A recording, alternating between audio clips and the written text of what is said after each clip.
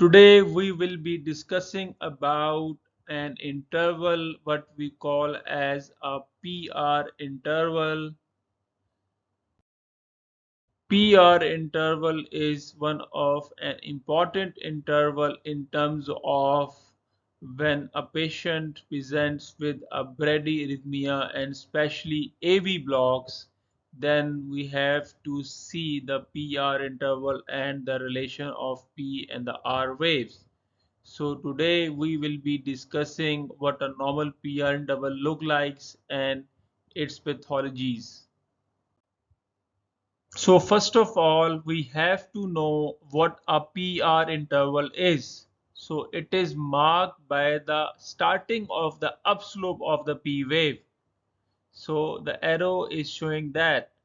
So this is a P wave and this is the upslope of the P wave. So the beginning of this upslope to the beginning of the QRS complex will be your PR interval. Now don't forget to see from the beginning of P wave, that is important. So this includes the time of conduction from the atria through the AV node and the His-Purkinje system. This means when the conduction starts right from the atria, when the sinus node fires and produces the P wave, then the conduction goes down through the AV node and the His-Purkinje system, and it depolarizes the ventricles. So the time from the sinus node firing till the end of the Purkinje, when the ventricles start becoming depolarizing, this is the PR interval, and it is an indicator of the AV conduction time. This means the conduction times from the atria to the ventricles. So now we can see that this is the sinus node over here. It fires and gives current to the atria, the right and the left atria, and then it goes down through the AV node into the His-Purkinje system. So this is the area of His, and this is the bundle branch over here, the right and the left, and then from here it goes to the outer side of the ventricles, and through the Purkinje network it spreads to the epicardium and so on. So the time from here up till here is your PR interval. So what is the normal PR interval? It is 120 to 200 milliseconds. There are two types of issues that can arise. One is this PR interval can prolong, or either ways it can get short. Both of these pathologies are very common in clinical practice and we should be knowing that. First of all, let's take into account the prolonged PR interval. Any interval which is greater than 200 milliseconds or 5 small boxes will be prolonged PR interval. This suggests that there is delayed conduction from the atria to the ventricles. Usually it occurs at the level of AV node.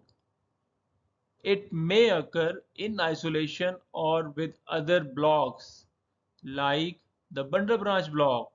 So in this case we can see a narrow QRS, the PR is prolonged and it is calculated to be around 280 millisecond, which is way higher than the upper limit of normal, and that is 200 millisecond. This is the normal for comparison, so we can obviously see that this is 160 millisecond and it is a normal PR. Over here it is prolonged PR.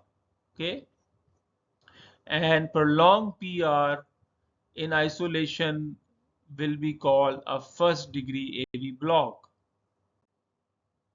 Now let's come to short PR interval. The short PR interval is when the PR interval is lesser than 120 millisecond or 3 small squares. This suggests that the conduction is not going through the AV node but rather is getting through a bypass tract into the ventricles. So we'll see in the next slide about it. This is seen in the cases of accessory pathway commonly known as WPW. So now let's look on an ECG. What we can see over here, we can see that there are two different types of QRS complexes being shown and in an alternate fashion. So this is one set of complexes, and this is another set. So what is actually happening? For that we need to see the P behind these QRS complexes. So now we can see that these P's and the QRS complexes, there is something different between these two sets of complexes. One is, look at this kind of a broad and delayed conduction and progression of the QRS. It is rather sharp over here. So what does this mean? That this means that the PR is shorter, there is a slurring, and there is a different morphology as compared to this. So this was basically intermittent conduction in an alternate fashion through the accessory pathway and the AV node. So I have marked the accessory pathway conduction with this arrow. Now let's look in detail about this. So what is the definition of WPW? This is defined on the ECG by a shortened PR interval, the slurred QRS substroke over here, we can see it, the slurring here as well. This is also called a delta wave, and a prolonged QRS duration of more than 110 millisecond. So the QRS looks a bit broadish. So whenever we find these features on the ECG, we can safely say that this patient is having accessory pathway or a WPW. Now one important point in this aspect is that it is a bypass track. So this means that it is not going to the AV node. So why we get a slurring? This means a slowed conduction, because we can see that if it has been a fast conduction, then there should not have been any delay over here. But although the PR is short, but we can still see a delay or a slur because of the delta wave. So what is the reason behind that? The reason is that since the AV node runs through a proper specialized conduction system which conducts very fast, although the accessory pathway conducts pretty faster than the AV node, but the pathway or accessory pathway inserts on the myocardium of the ventricles and not goes into the specialized conduction system. This means the although we can see a short P to R interval because it goes swiftly from the atria to the ventricles, but at the level of ventricles there is a slurring because the ventricle myocardium cells do not conduct very fast as compared to the AV node or a pathway. So that's why we can see a slurring.